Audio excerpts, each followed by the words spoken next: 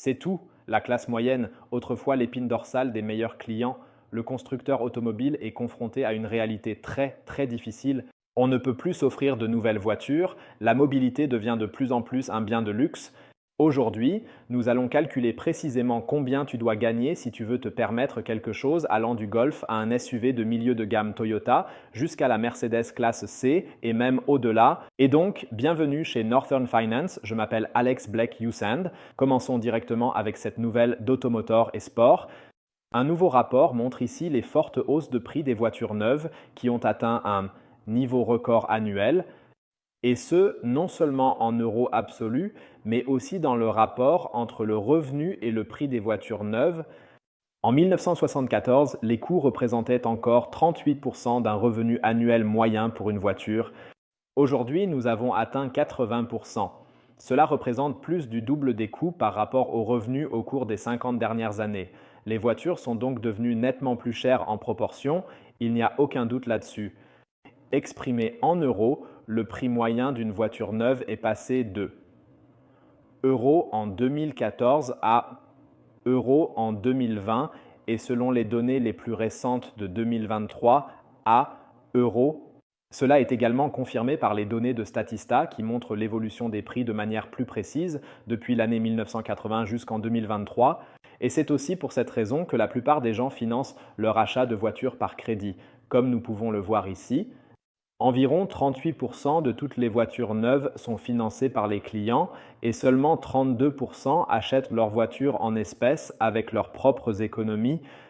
Et même ceux qui recherchent des voitures d'occasion, car elles sont un peu moins chères, perdent également presque chaque année en moyenne plus d'argent pour cela que l'année précédente, comme nous pouvons le voir ici depuis l'année 2014. Mais il y a aussi des exceptions à cette moyenne. Moi, par exemple, j'ai acheté ma voiture, ce vieux SUV Suzuki Grand Vitara 2020 à Chypre pour un prix de avec environ kilomètres à l'époque et pourtant âgé de 20 ans.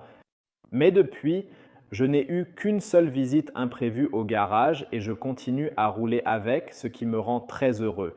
Étant donné l'évolution actuelle des prix, je vais certainement continuer à l'utiliser jusqu'à ce que la voiture ne puisse plus fonctionner ou qu'une réparation ne vaille plus la peine.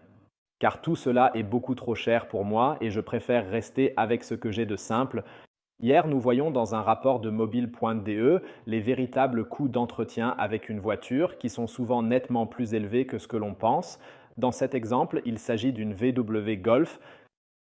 Nous avons le prix de la voiture neuve ainsi que la perte de valeur par mois après 5 ans.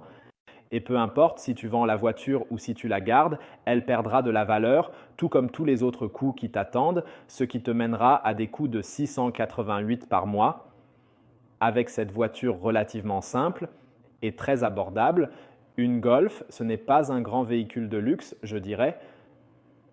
C'est très important à savoir car maintenant nous allons parler de la règle. C'est une règle qui stipule que lors de l'achat d'une voiture, tu devrais toujours verser un acompte de 20% du prix d'achat, tandis que la durée du crédit ne doit pas dépasser environ 4 ans et que tu ne dépenses pas plus de 10% de tes revenus mensuels, environ.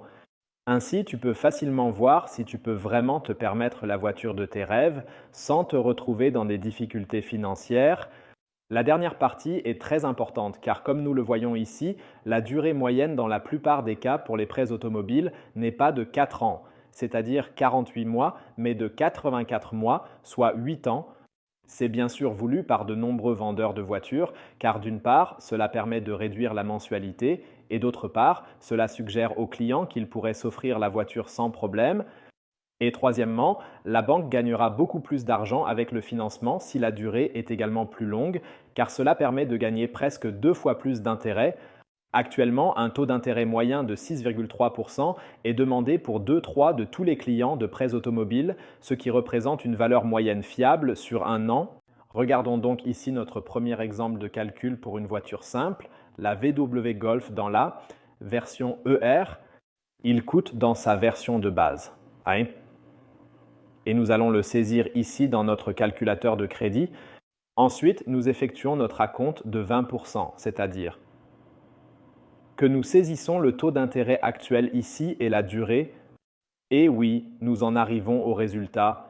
Nous devons payer 512 par mois pendant 4 ans pour la Golf ici et dépenser au total 2800 pour ce prêt automobile. Si nous devions maintenant enfreindre notre règle des 2040-10 et financer le tout sur 8 ans au lieu de 4, les mensualités seraient de 319 par mois, ce qui pourrait sembler d'une certaine manière plus abordable, mais les coûts d'intérêt doublent presque pour dépasser le montant total. Sur toute la durée, une durée de contrat plus longue semble plus avantageuse, mais elle est beaucoup plus coûteuse pour toi. Si nous voulons respecter notre règle et dépenser au maximum 10% de nos revenus pour la voiture, nous devrions gagner au moins un revenu net par mois dans le ménage, sans prendre en compte les coûts de l'essence, des assurances, de la taxe automobile, des réparations, etc. Comme nous le voyons, il devient déjà difficile, voire impossible, pour un salarié moyen de se permettre d'acheter des modèles d'entrée de gamme de voitures neuves. Mais continuons avec la prochaine voiture, un SUV de milieu de gamme de Toyota, le RAV. Une belle voiture, je dois dire, qui coûte. Dans sa version de base, nous partons maintenant de ce prix ici, même si ce n'est que la base, mais tu peux bien sûr ajuster le tout pour toi et l'augmenter ou le diminuer. Nous allons maintenant faire le calcul avec le montant, peu importe quelle voiture tu choisis à la fin, juste pour avoir une orientation, voiture bon marché, intermédiaire et plus chère. Et si cette vidéo te plaît, n'hésite pas à me laisser un like et à t'abonner pour plus. Entrons ici le coût du Toyota ainsi que notre acompte. Ensuite, nous obtenons pour une durée de 4 ans une mensualité de 771 € et des frais de crédit pour un coût total. Ici, pour cette voiture, si nous devions également ici enfreindre notre règle et financer le tout sur 8 ans au lieu de seulement 4, la mensualité serait néanmoins de 480, ce qui reste très élevé et nous aurions 7 600 € de coût de crédit sur l'ensemble de la durée. Pour respecter notre règle, nous devons donc gagner € net par mois pour pouvoir nous offrir ce SUV de milieu de gamme sans problème. C'est assez fou, non ? C'est donc une voiture de milieu de gamme pour laquelle il faut cependant un salaire de haut de gamme si l'on ne veut pas que cela pèse financièrement. Et cela se poursuit car nous arrivons maintenant au troisième et dernier exemple avec une voiture Mercedes classe C dans une version d'équipement simple, encore une fois.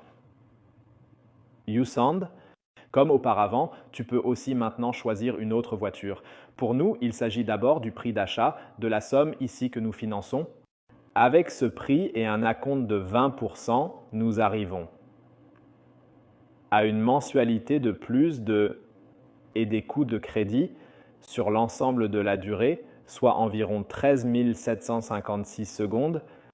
Ici aussi, nous pourrions théoriquement enfreindre notre règle et financer sur 8 ans au lieu de 4, et nous nous retrouverions toujours avec une mensualité de 714 et des coûts de crédit de plus de. Même, c'est fou de devoir réfléchir à combien de temps il faut en fait investir pour commencer à gagner des intérêts et des dividendes, je dirais. Et pour respecter la règle de 2014, tu dois donc gagner au moins dans le ménage par mois pour pouvoir te permettre sans problème une Mercedes classe C ici.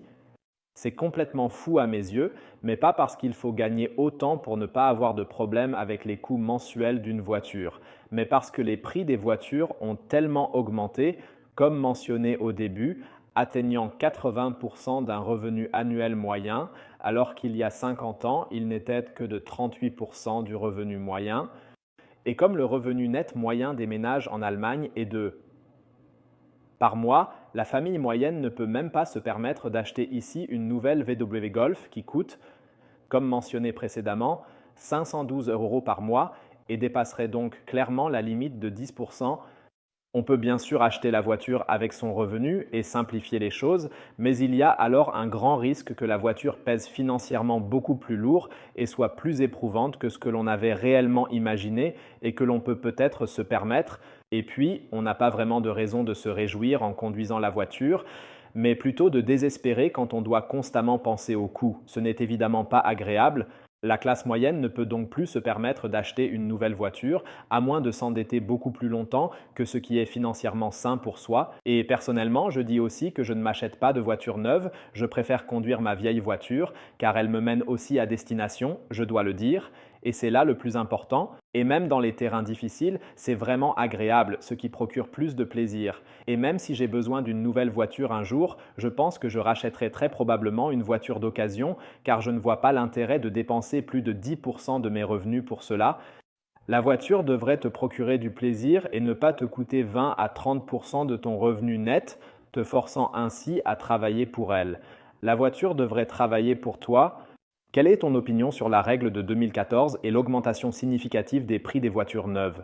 Un véhicule neuf t'intéresse-t-il encore? Dis-le dans les commentaires. J'attends avec impatience les échanges et je te souhaite un bon rendement. À la prochaine fois